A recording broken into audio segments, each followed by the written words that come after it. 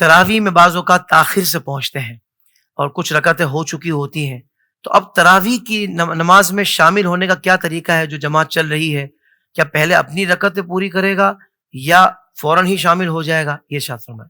اس سلسلے میں حکم شرع یہ ہے کہ اگر آپ پہنچے اور عشاء کی نماز آپ نے نہیں پڑھی پہلے تو وہ پڑھیں گے، پہلے عشاء کی نماز، کیونکہ عشاء کی نماز کے بعد ہی تراویح کا وقت شروع ہوتا ہے۔ ٹھیک ہے۔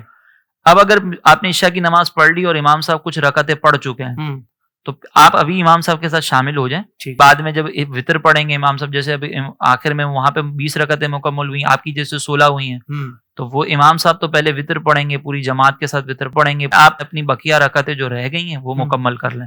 یہ نہیں ہے کہ آپ پہلے اپنی جو 4-5 رکعتیں رہ گئی ہیں، 8 رکعتیں رہ گئی ہیں، پہلے وہ پڑھیں اور پھر امام کے ساتھ شامل ہو۔ اس میں بعض اوقات یہ کرتے ہیں کہ وہ جلدی جلدی پڑھتے ہیں اور اس کے اندر جلدی پڑھنے میں بعض اوقات واجبات بھی ترک کر دیتے ہیں کہ ہمیں امام کو پکڑنا ہے۔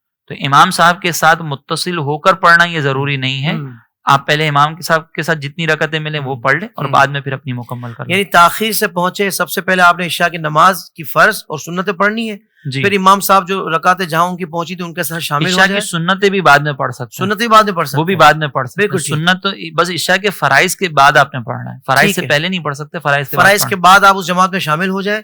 وہ جتنی رکعتیں امام صاحب کے ساتھ مکمل آپ کی ہو گئی، باقی رکعتیں آپ جو باقی رکعتیں پھر بعد میں اس کے بعد آپ پڑھ لیں گے۔ خوبصورت انداز سے آپ نے یہ مسئلہ بھی واضح کر دیا۔